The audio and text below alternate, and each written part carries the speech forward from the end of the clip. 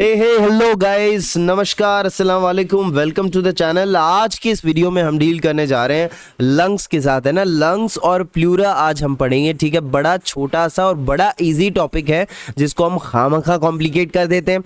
तो आपको क्या करना है, आपको सिर्फ मेरी बातें सुननी है अच्छे से, और जो नोट्स आपको स्क्रीन पे देख रहे हैं ना, काइंडली आप मेरे साथ साथ नोट्स बनाएं, ठीक है।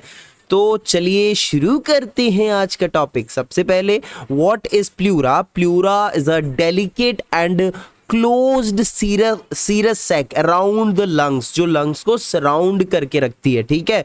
Corresponding lung invaginate into it from the medial side and reduce it into a potential space. देखो, एक गुब्बारे जैसा होता है प्लूरा, फिर क्या होता है, लंग इस मीडियल साइड से घुस जाता है इसके अंदर, और एक इसको एक पोटेंशियल स्पेस में कन्वर्ट कर देता है जहां पे लंग्स लाई करते हैं, ठीक है।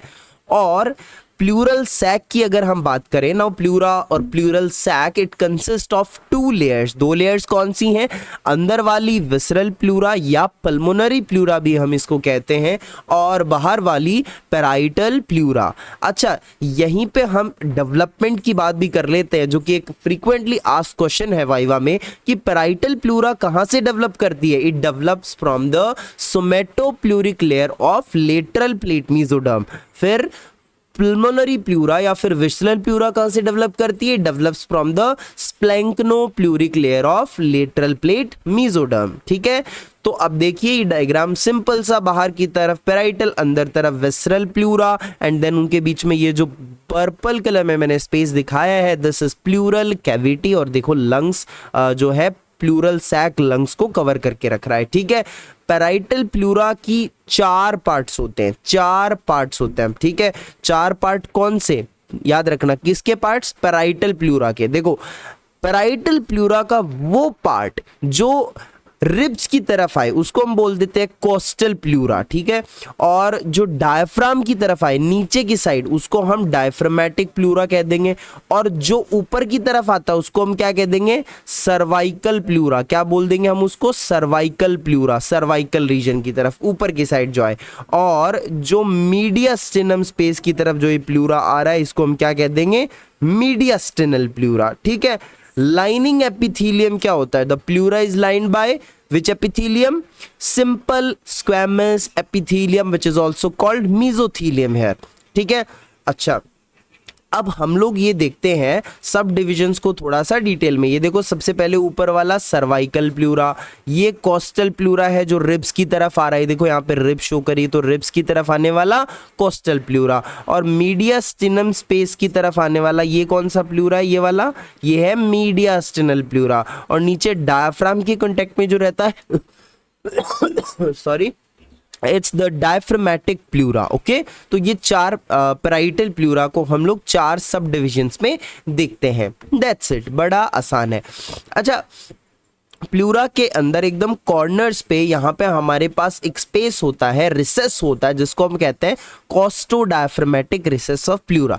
We will talk about it in later part of the video, ठीक है। चलिए, सबसे पहले हम लोग यहाँ पे नर्व सप्लाई देख लेते हैं प्लूरा की। नर्व सप्लाई क्या है? Visceral pleura is supplied by the autonomic nerve which are of both nature, sympathetic and parasympathetic. Sympathetic जो है बाय द अपर 4 और 5 thoracic segment of spinal cord, and parasympathetic supply is derived from what? Vagus nerve, ठीक है। Now we'll talk about the costal and peripheral part of diaphragmatic pleura. It is supplied by intercostal nerve। देखो, costal pleura plus the peripheral part of the diaphragmatic pleura को कौन supply करता है? नाम से intercostal, coastal, okay. Now mediastinal pleura and the central part of the diaphragmatic pleura is supplied bye phrenic nerves, that's it, finish. Now let's talk about the recesses of the pleura. What is a recess actually? What is pleural recess? Now, areas of the pleural reflection onto the diaphragm and mediastinum.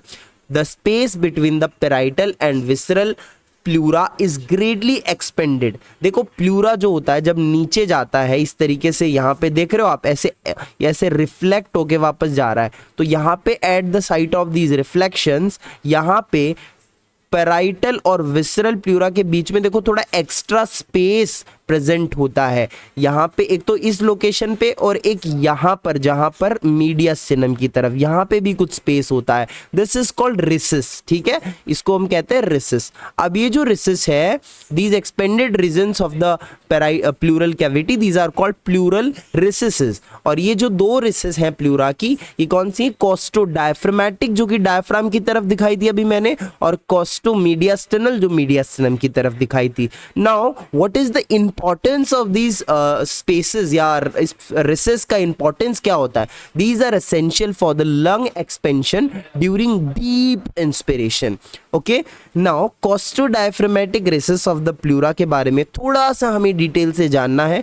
It is a cleft like potential space between the lower limit of the pleural sac and the lower border of the corresponding lung. A basic simple definition. Important है इसके functions क्या होते हैं? It allows the expansion of lung in deep inspiration and it is the most dependent part of the pleural sac. ये बहुत frequently asked question है। fluid सबसे पहले यहीं आके collect होता है। it is the most, जब excess fluid हो जाता है pleural cavity में तो वो fluid सबसे पहले आके यहीं deposit होता है। it is the most dependent part of the pleural sac. Now साथ साथ हम सुप्रा प्लूरल मेम्ब्रेन को भी घेर लेते हैं। भाई what is supra pleural membrane, है ना? सुप्रा मतलब ऊपर, pleura is related to somewhat, यानी लंग्स और प्लूरल सेक्स से रिलेटेड होगा। So it is a dome shaped, dome कैसा होता है? ऐसा, ठीक है, डोम शेप्ड मस्क्यूलोफेशियल।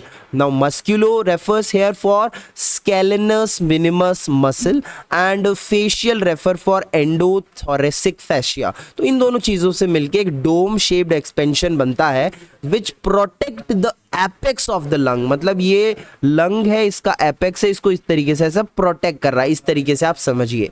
तो protect the apex of the lung and the cervical pleura from the structures of the root of the neck, right? Now what are the attachments of the suprapleural membrane? ये देखो suprapleural membrane, या फिर हम इसको Shibson's fascia भी कहते हैं, ये इस तरीके से है। इसके attachments एक बार देख लो यहाँ डायग्राम में, transverse process of the 7 cervical vertebra and यहाँ पे फर्स्ट रिब का inner border and first costal cartilage. Very simple, right?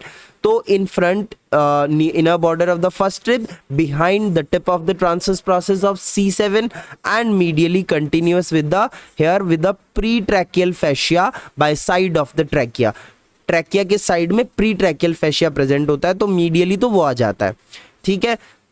That's it. This is the suprapleural membrane. Okay. Now अब ये बार बार एक वर्ड आया ना, fascia, fascia, fascia इसको हम बोलते हैं, fascia या fascia। जो fascia है, it is thin casing of connective tissue that surrounds and holds every organ, blood vessels, bone, nerve fiber, muscles in place. इनको प्लेस पे रखने के लिए कनेक्टिव टिश्यू की एक सराउंडिंग होती है, कनेक्टिव टिश्यू होता है fascia, ठीक है।